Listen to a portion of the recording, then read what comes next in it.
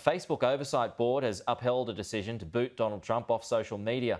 Live to Sky News Washington correspondent Annalise Nielsen for the latest. Annalise, good morning. That same board also criticised the indefinite suspension. That's right, Pete. What we saw from this independent board that's appointed by Facebook, which is an important caveat here, these are people that include representatives from the media, legal profession, academia, who make this assessment about when it's appropriate to take people off Facebook. And it's only existed since January, and so this is probably the most high-profile decision it's made so far. They've said that Facebook was right in taking Donald Trump off after the January 6th insurrection, in that they thought that there was a real risk that it was going to continue to contribute to violence leading up to Inauguration Day. But they've also said that there shouldn't be indefinite suspensions, that there should be clear ruling about why someone's taken off Facebook, and that should be a definitive decision one way or the other. So there is the potential in 6 months for Donald Trump to be returning to Facebook, but it won't be with any good blood. He's released a statement already through his own PAC saying what Facebook, Twitter and Google have done is a total disgrace and an embarrassment to our country. Free speech has been taken away from the President of the United States because the Radical Left Lunatics are afraid of the truth, but the truth will come out anyway, bigger and stronger than ever before. The people of our country will not stand for it. These corrupt social media companies must pay a political price and must never again be allowed to destroy and decimate our electoral process. We haven't heard President Joe Biden comment on this, but his press secretary Jen Psaki did discuss it in a briefing when she was asked about it, saying that they supported Facebook in its move and they were glad that this ruling had come down in its favour. The president's view is that the major platforms have a responsibility related to the health and safety of all Americans to stop amplifying untrustworthy content, disinformation and misinformation, especially related to COVID-19, vaccinations, and elections. And we've seen that over the past several months.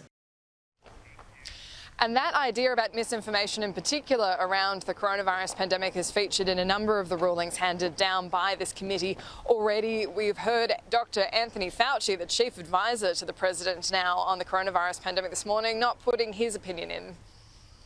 I would prefer not to comment about that. That's out of my lane, as it were. Well, I mean, I only asked because, you know, you worked with him for so long and obviously had differing views. I thought you might have something to say about it.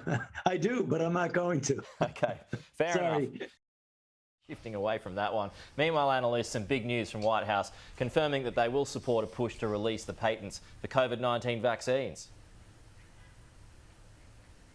This is a really significant moment, and it comes after pretty persistent lobbying from the left of the Democrats. They've wanted to release these patents around the COVID-19 vaccine to give developing countries a chance to have their own capacity to produce the vaccines. One of the biggest proponents of this has been India, and that's why we saw it become such a feature of the Quad meeting, where they agreed to co-partner in that manufacturing and then help distribute it around the Indo-Pacific.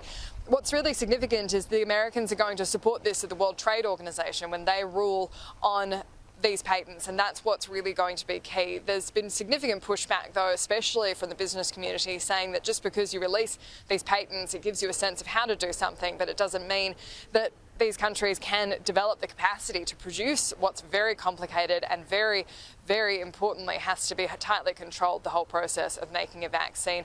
Again, Jen Psaki commented on this, saying that the administration had considered this quite comprehensively before they made their decision today. What the consideration now is the U.S. position. Our objective overall, as we look at this decision, is how can we provide as much supply in the most cost-effective way to the global community? And clearly there are steps we've announced. We're in the process of taking, providing 60 million doses to the global community once we have that available, that are AstraZeneca doses. Earlier this week, Pfizer announced they'll also be sending doses or manufacturing doses for the global community. It comes at a pretty important time for the US too, where the rollout of the vaccine has been quite successful. It's reached the point where most people who want a vaccine have had one, and so the pressure is coming on about trying to help those more developing countries like India, where we've seen it really start to spiral out of control.